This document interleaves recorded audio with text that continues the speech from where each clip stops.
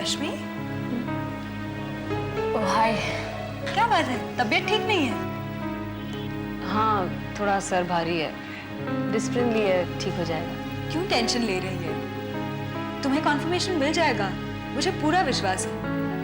I really hope so. My husband really serious, और आजकल तो 1 मिनट के लिए भी घर से बाहर नहीं निकलते। क्यों? डिप्रेशन की वजह से, और उनके मन में एक अजीब सा डर बैठ गया है। किसका डर? मकान मालिक का। उसने हमारी बिल्डिंग के सारे फ्लैट्स खाली करवा लिए सिवाय हमारे। मेरे हस्बैंड की फैमिली उस घर में 2 जनरेशन से रह रही है, और घर खाली करने के जो पैसे मकान मालिक दे रहा है उससे तो हमें एक झोपड़पट्टी की जगह भी नहीं मिलेगी।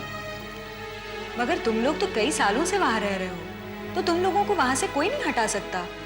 वेल, कानूनी तौर से तो कोई नहीं हटा सकता, लेकिन गैर कानूनी तरीके से तो हटाया जा ही सकता है। कुछ ऐसा हुआ है क्या?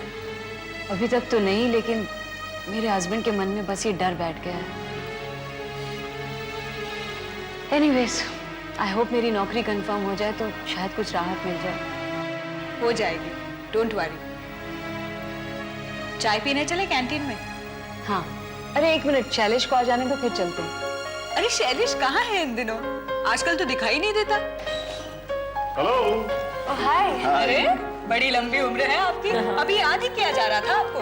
अरे बहुत लंबी उम्र की दुआ करके जीने की सजा मत बढ़ाइए तेजस्विनी जी। शैलेश, एक तो तुम्हें कोई दुआ दे रहा है, ऊपर से तुम उसे कबूल नहीं कर रहे हो। चलिए, आप कहें तो कबूल कर लेते हैं। और सुनाइए तेजस्विनी जी, क्या हालचाल है? बहुत दिनों बाद दिखाई दिया।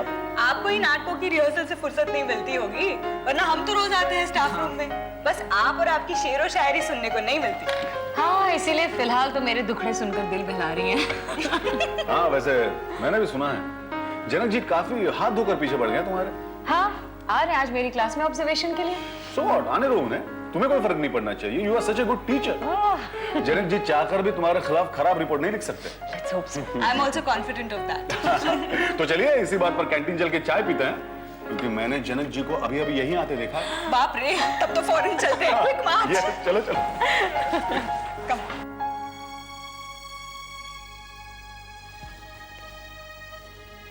मैं अंदर आ सकता हूँ सूरज बाबू? ओहो रवि बाबू, आइए आइए, बैठिए बैठिए। शुक्रिया। मैं आज आप ही के बारे में सोच रहा था। आपने सोचा और हम चले आए। इस फाइल में कुछ पेपर्स हैं जो मैंने व्यक्तिगत तौर पर हासिल किए हैं। ओंकार मल्होत्रा की फैक्ट्रीज में और भी बहुत सी इरेगुलरिटीज हैं। आप इन पेपर्स को जरा अच्छी तरह से देख लीजिएगा। बिल्कुल देखूंगा, मैं उस आदमी को छोड़ूंगा नहीं, ये तय है। आपकी जगह कोई बेगैरत इंसान होता तो उसमें भी गैरत आ जाती। किस तरह से उसने आपके पिताजी का अपमान किया, आप लोगों को धक्के देकर बाहर निकलवाया। बस बस रवि बाबू, उस बात की याद दिलाकर आप मेरे जख्म को पूरे दिए मत। आप तो बस्ती वालों के साथ जश्न मनाने की तैयारी कीजिए। मैं 1 हफ्ते के अंदर ही ओंकार मल्होत्रा की फैक्ट्री के खिलाफ रिपोर्ट तैयार करूंगा, और फिर वो फैक्ट्री बंद हो जाएगी। क्या सोच रहे हैं रवि बाबू? नहीं, मैं सोच रहा था कि ओंकार मल्होत्रा बहुत ही बड़ा पूंजीपति है। वो किसी को भी खरीद सकता है। यदि उसने आपको भी लालच दिया तो। मैं बिकने वालों में नहीं हूं रवि बाबू।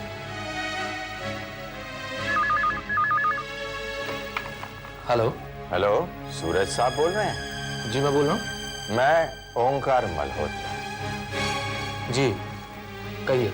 वैसे ताज्जुब तो हो रहा होगा आपको कि ओंकार मल्होत्रा ने खुद आपको फोन क्यों किया? नहीं ओंकार जी, मुझे थोड़ा अंदाजा है कि आपने मुझे किस लिए फोन किया। चलिए फिर तो मेरा काम आसान हो गया। खैर, मैं ये जानना चाहता था कि आप घर कब तक पहुंच जाते हैं? मैं आपके घर वालों को मिलने आना चाहता था। मगर मैं उससे पहले आपसे मिलकर किसी जरूरी मसले पर बात करना चाहता हूं। मैं ये सोच रहा था कि आज शाम मैं आपके घर आ जाऊं। Okay, bye. बाय। वो हमारे घर आ रहे हैं। क्यों? पता नहीं, कह रहा था कि कुछ जरूरी मसले पर बात करनी। Anyway, Rohit, we can go to the club a little later, okay? Dad आप एक बार फिर सोच लीजिए। लेट्स गेट रेडी फर्स्ट, फिर बात करें।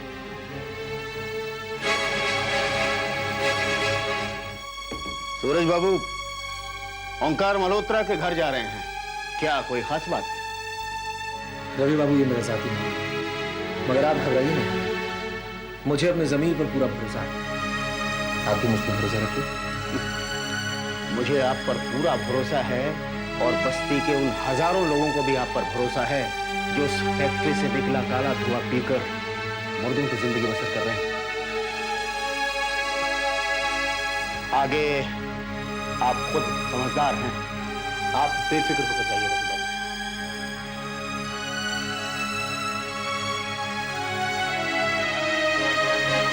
क्यों बेकार में फेवर किया जाता है इन महिला लेक्चरर्स को, मेरी समझ में नहीं आता। क्या हुआ? देवेंद्र जी, मैं पहली ही नजर में भांप लेता हूं कौन क्लास संभाल पाएगी और कौन नहीं। आपका मतलब है मिस रश्मि पारिक क्लास को संभाल नहीं पाई 3 महीने के बाद भी? देवेंद्र जी, चेयरमैन का रौब मैनेजमेंट में भले ही चलता हो, पर स्टूडेंट्स को काबू में करने के लिए कुछ और ही हथकंडे अपनाने पड़ते हैं। अब तेजस्विनी ने निर्मल बाबू से कहलवाकर कौन सा तीर मार लिया? मैनेजमेंट ने मिस रश्मि पारिक को एक मौका और दे दिया। फाइनल रिपोर्ट तो मैं ही दूंगा ना, और मेरी नजर में मिस रश्मि पारिक कॉलेज में लेक्चरर के काबिल ही नहीं है। इसीलिए मैं अपनी कॉन्फिडेंशियल रिपोर्ट में उन्हें इनकॉम्पिटेंट ही करार देने वाला हूं। आप चाहे चेयरमैन से कहलवाएं या तेजस्विनी से कहलवाएं, मैं अपनी रिपोर्ट बदलने वाला नहीं। देखिए जनक जी, मिस रश्मि पारिक की कुछ पारिवारिक परेशानियां हैं, इसलिए हो सकता है कि स्टूडेंट्स को काबू में रखते वक्त उनमें आत्मविश्वास की कमी रही होगी, लेकिन वो एक बहुत क्वालिफाइड लेक्चरर है, ये तो आप भी जानते हैं। डिग्रियां हासिल करने से ही आदमी क्वालिफाइड नहीं हो जाता। एनीवे, आप इस रश्मि पारिक की योग्यता पे जो चाहे बोलिए, मैं अपनी रिपोर्ट उनके लिए नेगेटिव ही रखने वाला हूं। एक्सक्यूज मी सर, मुझे जानबूझकर कमजोर किया जा रहा है। आज चक्रधर ने अपने साथियों के साथ पूरी क्लास में मुझे बेइज्जत किया, लगातार मेरे पीछे चौक मारता रहा, लेकिन सब लोग खामोशी के साथ देखते रहे, क्योंकि सब उससे डरते हैं सर। वो गुंडा लगातार अपने साथियों के साथ हुड़दंग मचाता रहा, और हैरानी की बात तो ये है कि जनक जी ये सब खामोशी से देखते रहे, जैसे इन्हीं की निगरानी में मुझे बेइज्जत किया जा रहा हो। सर, वैसे तो चक्रधर 10-10 दिन तक क्लासेस अटेंड नहीं करता, और आज अचानक मेरी क्लास में आ गया। क्यों? क्योंकि जनक जी ने उसे मेरे क्लास में आने को कहा होगा। और वैसे भी चक्रधर इनका फेवरेट स्टूडेंट है, ये तो हम सभी जानते हैं। जबान को लगाम दीजिए मिस रश्मि पारिक। मैंने नहीं देखा किसी भी स्टूडेंट को चौक कर मारते हुए। तो चक्रधर पर झूठा इल्जाम लगाने से पहले एक बार और सोच लीजिए। शायद आपको पता नहीं है, चक्रधर हमारे एमएलए साहब लंकेश जी का बेटा है, जिनकी हमारे चेयरमैन निर्मल बाबू से बहुत अच्छी जान पहचान है। ओह, जनक जी आप नहीं चाहते ना कि मेरा कंफर्मेशन हो? ठीक है। वैसे भी मेरे हस्बैंड डिप्रेशन से गुजर रहे हैं, क्योंकि उनके पास नौकरी नहीं है। ज्यादा से ज्यादा और डिप्रेस्ड हो जाएंगे। लोग चाहते ही नहीं है कि हम चैन से जिए, तो ठीक है, नहीं जिएंगे हम। क्या होगा ज्यादा से ज्यादा? हम मर जाएंगे ना। काम डाउन मिस रश्मि, मैं जनक जी से बात करूंगा। नहीं सर, मुझे मालूम है ये अपने कॉन्फिडेंशियल रिपोर्ट में मेरे बारे में क्या लिखने वाले हैं। लिखिए, आपके मन में जो आया आप लिखिए, आई जस्ट डोंट केयर। लेकिन अगर आप जानबूझकर किसी के साथ अन्याय करेंगे तो भगवान भी आपको नहीं छोड़ेगा, इतना आप जान लीजिए। चैन से नहीं जी पाएंगे आप भी। जनक जी, आप सीनियर लेक्चरर, आपसे तो मैं खाली रिक्वेस्ट कर सकता हूं, क्वालिफिकेशन को आधार मानकर अगर आप मिस रश्मि पारिक की कॉन्फिडेंशियल रिपोर्ट ठीक लिख देते हैं तो उसका भला हो जाएगा।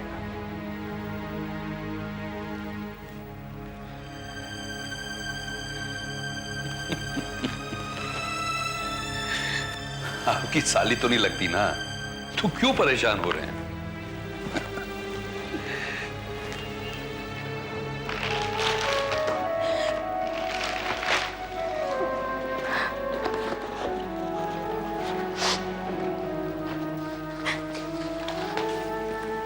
रश्मि, क्या हुआ? उस चक्रधर ने फिर से मिसबिहेव किया? हाँ, और वो भी जब जनक जी क्लास में थे। My God! और जनक जी देखते रहे? It's all plan Tejaswini. वरना किसी सीनियर लेक्चरर के सामने कॉलेज के गुंडे स्टूडेंट्स किसी और लेक्चरर की इंसल्ट कर सकते हैं क्या? You must report the matter to Devendra ji. मैं उन्हीं के रूम से आ रही हूँ। What can he do? It's all misfortune of mine. मैंने सोचा था नौकरी कंफर्म हो जाएगी तो घर के हालात थोड़े सुधर जाएंगे, but I just don't know what I'll do. रश्मि, तुम हिम्मत मत हारो। मैं निर्मल बाबू से बात कर लूंगी। क्या बात करोगी तुम? वो चक्रधर एमएलए लंकेश का बेटा है। What? ये चक्रधर लंकेश का बेटा है? हाँ, और उस एमएलए की हमारे कॉलेज के चेयरमैन निर्मल शास्त्री के साथ बहुत अच्छी तरह जान पहचान है। डोंट वरी रश्मि, मैं खुद बात कर लूंगी निर्मल बाबू से। देखो, वो तुम्हारे फेवर में ही फैसला करेंगे। मैं यकीन दिलाती हूँ तुम्हें कि तुम्हारे साथ कोई अन्याय नहीं होगा। और देखो, जब तक मैनेजमेंट कोई लेटर इशू नहीं करता, don't give up. Okay? Now cheer up. Cheer up, ऐसे सब ठीक होगा। ट्रस्ट मी।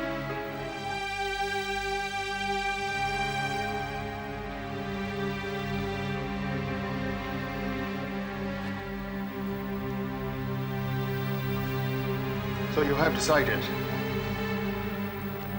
Yes, almost.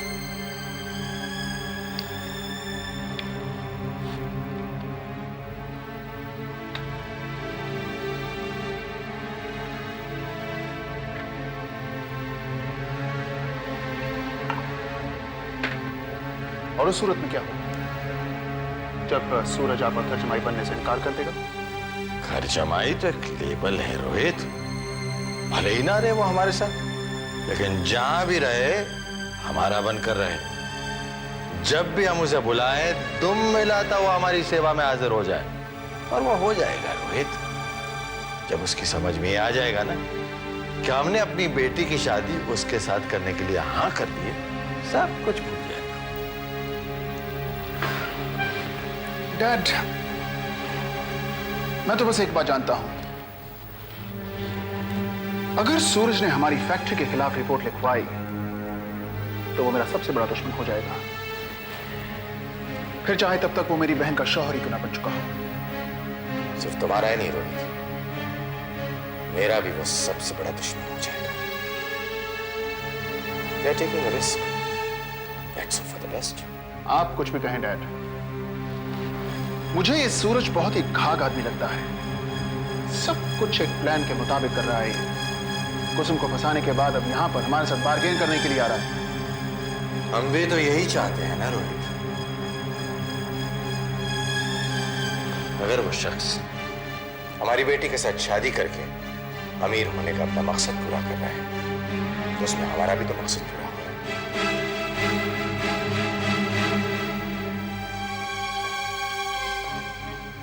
रोहित, एक बार वो हमारी फैक्ट्री के फेवर में रिपोर्ट दे दे और वो जर्मन कॉन्ट्रैक्ट पूरा हो जाए, फिर उस फैक्ट्री को भूलने के साथ साथ उस भिखारी को भी हम भूल सकते हैं। लेकिन तब तक वो भिखारी आपकी बेटी का शौहर बन चुका होगा डैड, और आप अपनी बेटी को उस आदमी के साथ मुफलिसी में रहते हुए नहीं देख सकेंगे, है कि नहीं?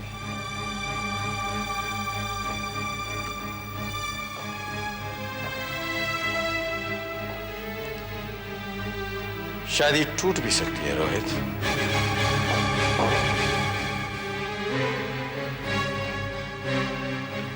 I think you have some ideas, Dad. Yes, my son. I always have ideas for Kusum. Hi, Dad.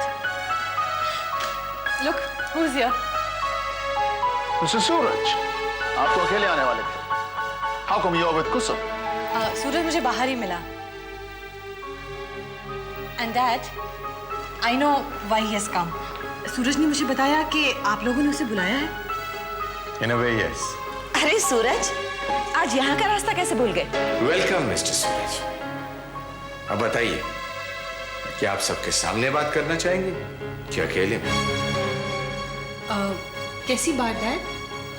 कुसुम, इससे पहले कि मैं तुम्हारे लिए कुछ पेशकश करूं, मिस्टर सूरज मुझसे कुछ बातें करना चाहते हैं। जी ओंकार जी, और मैं आप सभी लोगों के सामने वो बातें करना चाहता हूं। ओंकार जी, मैं जानता हूं कि आपने मेरी और कुसुम की दोस्ती की कदर करते हुए हमारी शादी में रुकावट नहीं बनने का फैसला किया है। मैं ये जानना चाहता हूं ओंकार जी कि आपने ये फैसला किसी दबाव में आकर तो नहीं किया? कैसा दबाव मिस्टर सूरज? ओंकार जी, आपको तो पता ही है कि आपकी फैक्ट्री का केस पोल्यूशन कंट्रोल बोर्ड में आया हुआ है और उस केस की जांच पड़ताल मैं कर रहा हूं।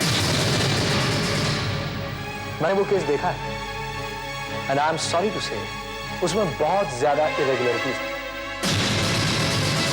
वो फैक्ट्री तो निश्चित रूप से बंद हो जाएगी, ये तय है।